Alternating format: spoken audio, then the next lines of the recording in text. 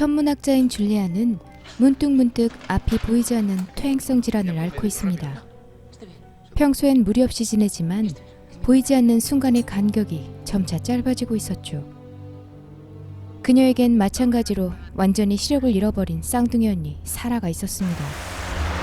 수차례 언니와의 연락이 되지 않자 남편과 함께 사라의 집으로 찾아갔지만 아무도 없는 언니의 집은 이상하리만큼 고요했습니다. 곧 지하로 내려간 남편이 사라를 발견하죠.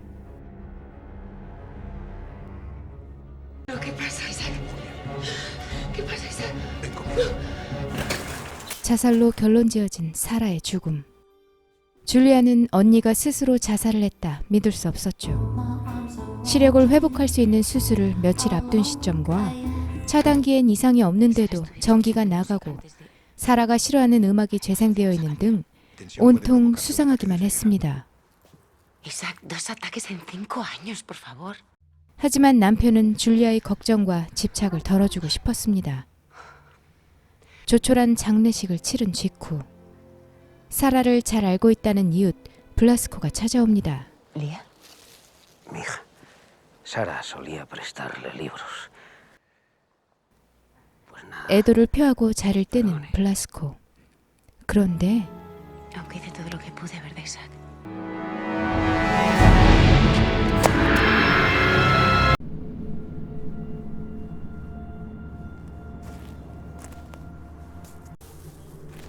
집으로 돌아온 줄리아는 사라와 친했던 또 다른 이웃 솔레다드 부인으로부터 사라가 새로 사귄 친구들에 대한 이야기를 듣습니다.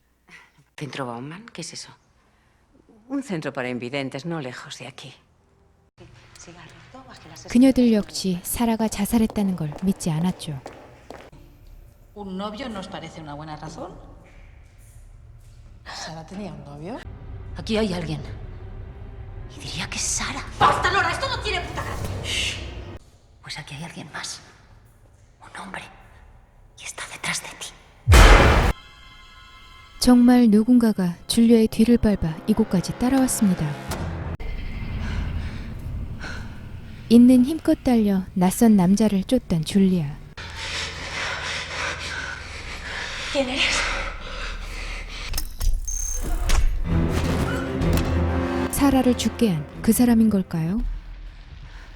이후 더욱더 사라의 자살을 믿지 못하게 된 그녀는 사라의 남자친구라는 사람의 행방을 알아내야 했습니다.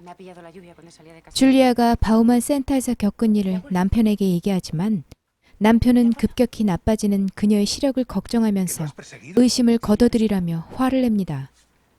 그런 남편을 진정시키려던 그녀가 여행을 떠나자 제안하죠. 하지만 그곳은 사라가 남자친구와 자주 찾았던 호텔이었습니다. 이상하게도 사라의 기록은 어디에도 없었고 그녀를 기억하는 사람들조차 사라와 동행한 남자를 기억하지 못합니다. 그런 와중에 사라가 수술을 받고 이미 회복 상태였다는 걸 알게 되죠. Hombre, es que era muy difícil no fijarse en ella, ¿eh? Ya sabe, por las vendas y tal. 그 사실을 알고 있던 남편은 줄리아를 이해시키려 합니다.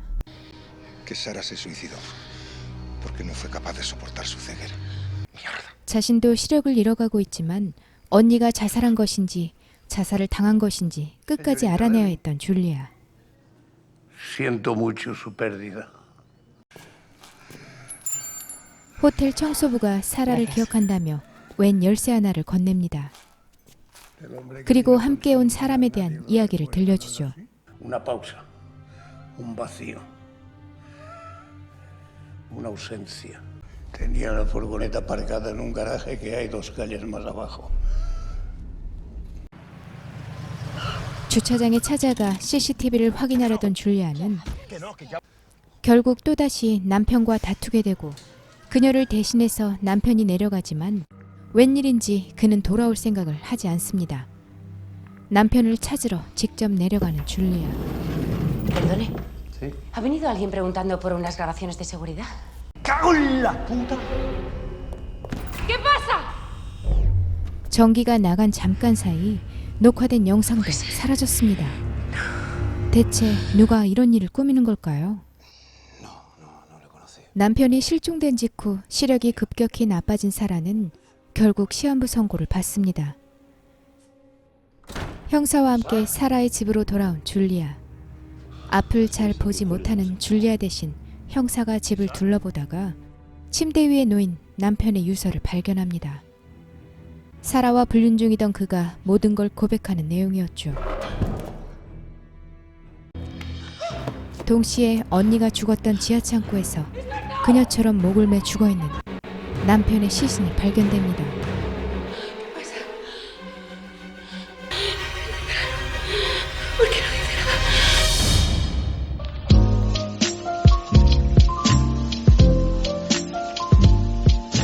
영화는 줄리아의 쌍둥이 언니 사라가 시력을 잃은 채 허공에 대고 화를 내는 장면부터 시작합니다. 참다 못해 지하로 내려가 극단적 선택을 하려던 그녀를 누군가 강제로 죽이고 그 장면을 찍어갑니다. 줄리아의 예상대로 사라는 스스로 자살을 택한 게 아니었죠. 자신의 딸 리아와 사라가 친했다며 다가왔던 블라스코. 그는 사실 성적으로 굶주린 짐승이었습니다. 뭔가 결핍이 있어 보이는 그에게 눈먼 사라는 추행하기 좋은 먹잇감이었던 셈이죠. 모든 걸 알고 있던 그의 딸 리아. 솔레다드 부인은 줄리아에게 단서를 주기도 하지만 아들 앙겔에 대한 이야기를 들려줍니다. 자신이 눈이 멀자 집을 떠나버렸다던 나쁜 아들 앙겔. 뜬금없는 남편의 자살 이후 사라처럼 두려움을 가득 안고 수술을 받은 줄리아. 당분간 안대를 감고 지내야 했던 그녀에게 병원 측에서 간병인을 보내줍니다. 무덤덤하지만 친절한 그에게 점점 안정감을 되찾는 줄리아는 언젠가부터 그에게 의존하기 시작합니다. 영화는 줄리아가 그의 얼굴을 모르는 것처럼 관객에게도 이반의 얼굴을 보여주지 않습니다. 병원에서 이미 마주친 적이 있던 이반을 의도적으로 보여주지 않는 것은 결말과 이어지기 때문입니다. 오컬트 영화일까요? 사라의 남자친구라는 사람은 끝까지 행방이 묘연합니다. 줄리아는 그림자 같은 그와 악몽에서 시달리듯 싸우기 시작하죠. 바우만 센터에서 그녀를 쫓아 사진까지 찍어간 그가 사라의 남자친구일까요? 그는 사라가 자살할 때도 그곳에 있었죠. 마음대로 집에 드나드는가 하면 줄리아의 일거수일투족을 꿰고 있는 그림자. 영화는 후반부까지 이반의 모습처럼 그의 정체도 알려주지 않습니다. 사라의 집엔 열쇠로 열 수 있는 문이 하나도 없었죠. 범인의 집에서 사용할 수 있는 문제의 열쇠가 그의 정체를 밝혀줍니다.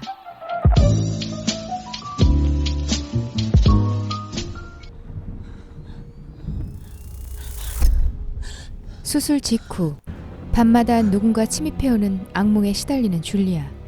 하지만 악몽이 아닌 현실이었죠. 겨우 집에서 빠져나와 이웃의 블라스코 집에 피신해 경찰에 신고를 부탁하지만 ¡Tranquila! ¡Soy Vasco, tu vecino! Es extraño. No hay línea. 먹통이라던 전화는 멀쩡한 신호가 들려오고 호텔 청소부가 건네준 사라의 열쇠가 그곳에 걸려 있었죠. 도른자 블라스코가 범인일까요? 집을 뛰쳐나와 도망친 줄리아는 Julia, ¿dónde vas?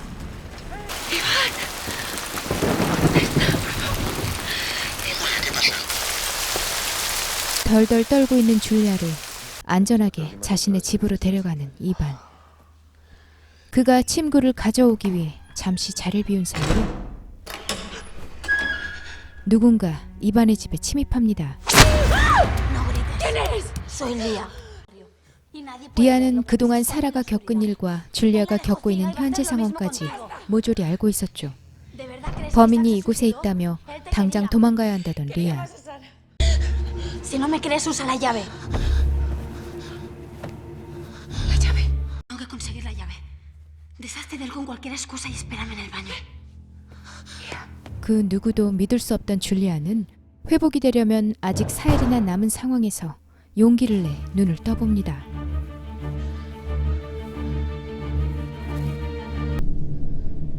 수술은 대성공이었죠. 이제 범인의 모습을 직접 확인하게 될 줄리아는 과연 이곳에서 빠져나갈 수 있을까요?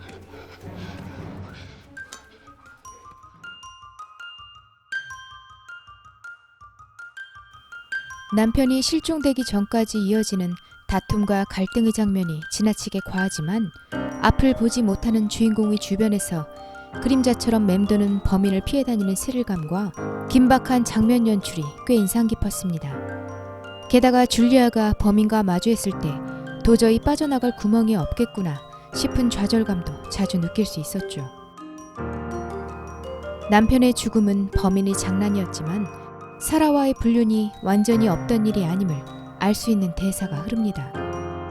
Pero yo la perdoné. Y también te perdono a ti. 영화에선 눈을 가리고 볼 만큼 고어한 느낌의 장면도 3번 정도 연출됩니다. 핸디캡을 가진 주인공이 겪는 히스테릭한 경험에 걸맞게 파랗고 어두우면서 때론 습하기까지 한 영상미가 꽤 돋보였죠. 남편을 회상하며 별빛을 바라보는 장면은 시원하지만 포근한 느낌마저 전달되는 기분이었습니다. 갑갑함을 유발하는 장치도 상당하지만 습한 여름밤 숨막히듯 공포스러운 스릴러 영화 줄리아의 눈을 추천합니다.